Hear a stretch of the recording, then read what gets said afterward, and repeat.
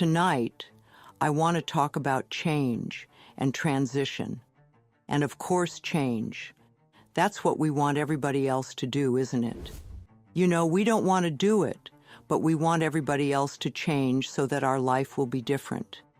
And yet, of course, you know, any changes that we're going to do, it all have to come from within ourselves. They absolutely must.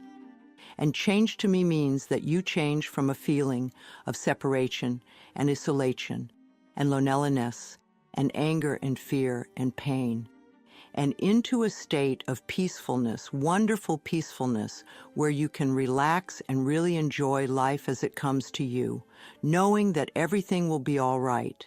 You know, I run into that premise that life is wonderful and that everything is perfect in my world, and I move into my greater good always. And that way, it doesn't really matter to me which direction my life takes, because I know it's going to be wonderful, so I can enjoy all sorts of things. You know, Gerald Jimpolsky says that love is letting go of fear, and there is either fear or there's love. And if you're not in a love space, if you're not coming from the loving space of the heart, then you're in fear and all those other things like isolation and separation and things like that, and loneliness and anger. They're all part of the fear syndrome. And that's really what we want to change from. We want to move from fear into love and to make that as more or less a permanent state for us. You know, even the planet itself these days is very much in this period of change and transition. We see it all around us. We're going from an old order into a new order. And some people say it began with the Aquarian age. And the least the astrologers like to describe it that way. But you know, to me, astrology and numerology and palm histories and all those other various methodologies are just ways of describing life. They explain life in a slightly different way, and people use different language to do this. But the astrologers say that we're moving out of the Piscean age and into the Aquarian age now. And you know, in the Piscean age, we reached outside of us and looked to other people to save us. We looked for other people to do it for us. But in the Aquarian age, which we're entering, now people are beginning to go within and find that they have the power to save themselves. And this is a wonderful, liberating thing for us. Now, some people get very frightened because it seems to be responsibility. But actually, we're discovering our ability to respond to life, not in a victim way, but in a way that gives us power in a way that gives us power. We're finding that we're getting a connection to what the AAA people call the higher power, and what I call our higher self, so that we can contribute to saving ourselves. And it's a wonderful feeling when you don't really have to be dependent on an outside person, but to know that you have within you tremendous abilities to make positive changes in your life. You see, if we're victims, then we feel isolated, we feel in pain and fear, and we're always looking for someone else to do it for us. But now we're taking, as I said, responsibility for own lives. And we're beginning to understand how we can contribute to the experiences that we have and how we can change those experiences if we don't really care for them. And of course, you know, from the moment you decide to make a change until you get your demonstration, as we call it, or when you get what you want, we have this transitional period. And that's when we're moving between the old order and the new order. It's a time of releasing old beliefs and old habits and of learning and practicing and then living. The things that we're working on, the new beliefs or the new feelings or the new methods or the new behaviors, and why you're getting those in place so that they are a natural part of your life. You're going to have a lot of vacillating in that period between the old and the new. And you go back and forth between what was and what you would like to be, or what you would like to have. And if you decide that you're going to release an old belief and that you're going to create a new one, during that transitional period, you're going to go back and forth. And this is a time when we often get very angry at ourselves. because it's like, well, I know all about the new. Why aren't I doing it? I must not be good enough, or I must be a bad person. But that's silly, because anything that we're learning takes time. And you go back and forth until you're really strong in the new belief, until you've gone to the complete shift. You know, you may begin to do an affirmation for something and you're doing well, and then something happens and you say, oh, I can't do that. And you go back to your old worry habit again. Well, that's just a period of vacillating. It doesn't mean that you haven't learned anything. And it doesn't mean that you're back where you started. It's just part of that back and forth thing. You're not settled in your new habit yet. And that takes a little time and a little practice and a little patience. And you want to be patient with yourself. Be patient with yourself. You know, you want to build yourself up. Instead of beating yourself up is a tremendously different image. If you just think of it, do your thoughts build you up, or do they beat you up? When you beat yourself up, you know, that's not being very loving to yourself. Sometimes we don't need to make outward changes so much as to go within and just sort of take what we already do and alter it just a little bit. Somebody was saying to me tonight that they were thinking about a new apartment and they were worrying that there wouldn't be enough money. And I said, well, why don't you start affirming there will be lots of money? And you know, it's just like a tiny little thing, and you almost change to words, but it's a small way of changing the way you look at his particular situation. Somebody was asking me, saying that they were in a lot of pain. And you know, they kept using the word pain so much. And they said, is there another word that I could use? And I thought of the time that I smashed my finger within a window. And I realized that if I really gave into it, I was going to go through a very difficult period. So the minute it happened, I started to do some mental work right away. But then I remember I was referring to my finger as having a lot of sensation. And it did. It had a lot of sensation. And you know, by insisting upon viewing it in that particular way, to me, I think helped it heal much quicker and helped me handle what could have been an incredibly painful thing. Because I knew that if I could alter my mind, it would be better. If we can just alter the way we think just a little bit. So those of us who want to change, we're moving from an old order to a new order. And lots of things are happening on this planet. I don't think things on the planet are so very different than they used to be. But we seem to be more aware of things. I receive things in the paper all the time. And I think, oh my goodness, are we really doing that? And then as I continue to read, it seems like we've been doing it for a long time. But it's coming to the surface. We seem to see more negativity. But you know, if you want to clean your own mental house, if you decide to work on yourself and you're going to go inside, you have to look and see what is there. You have to look and see what your beliefs are. So you know what to change. You can't clean out the negativity if you don't see it.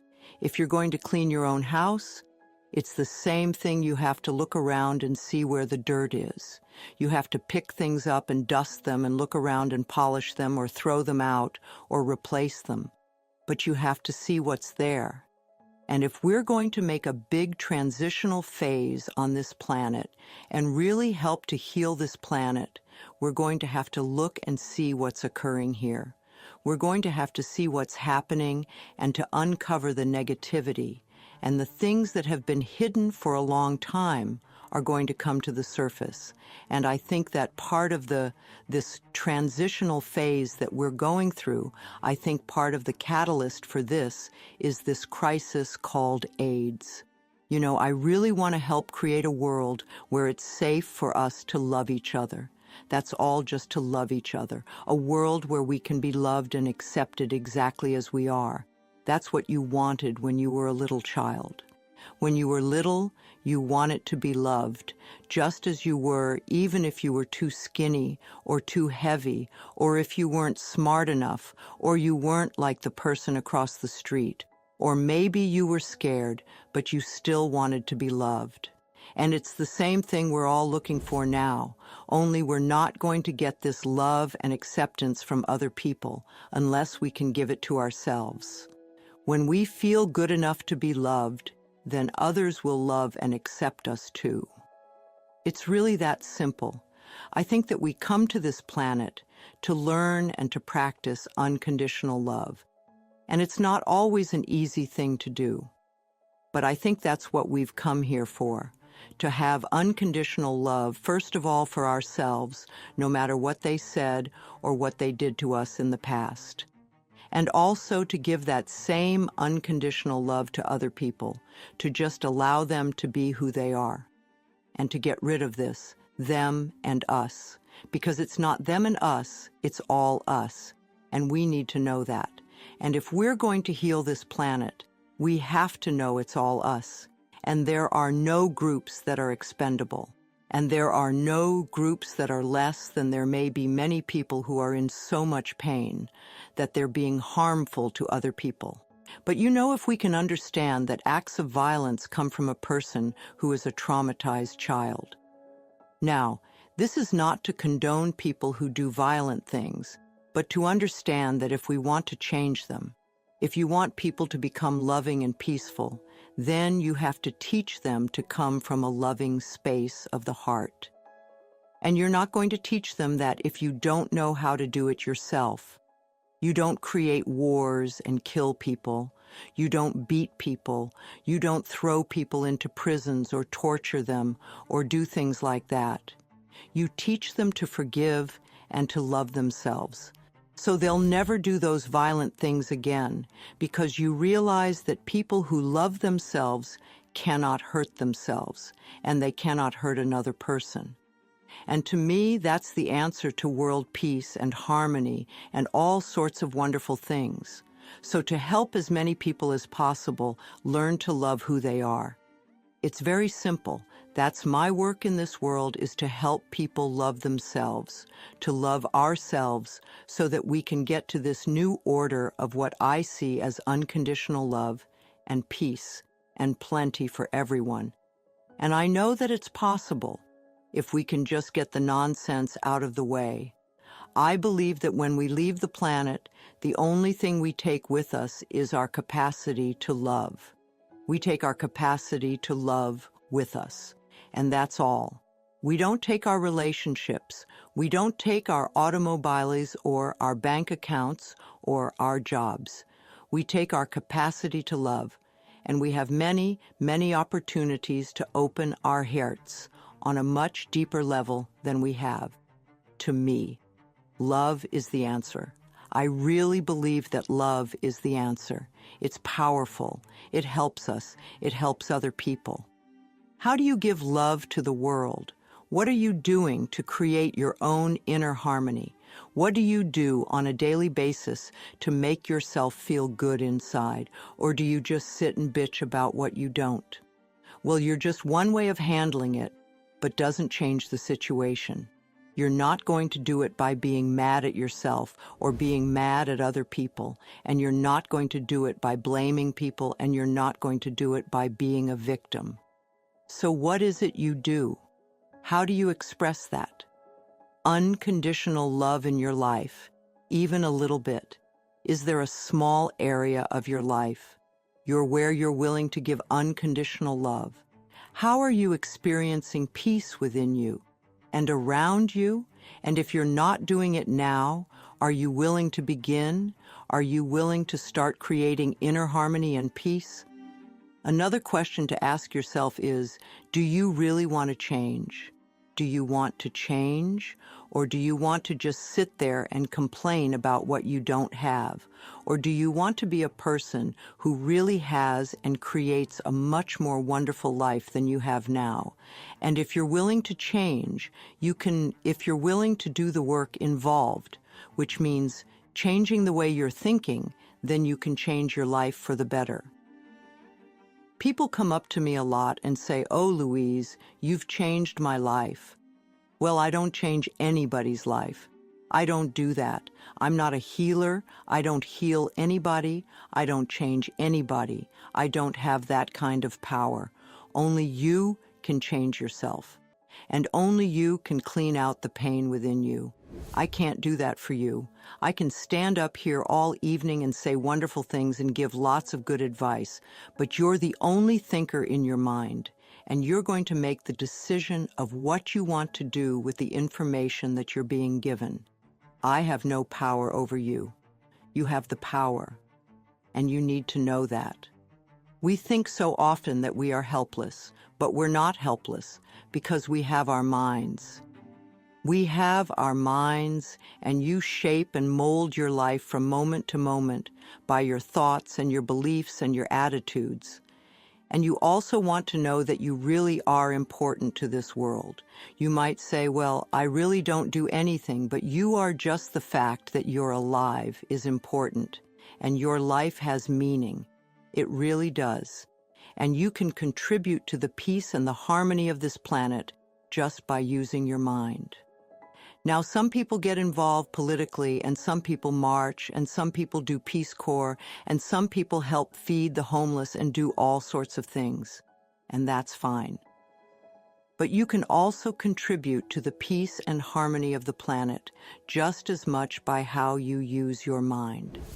And remember, every time you think, every time you're thinking, you're connecting with like-minded people. Think of that for a minute.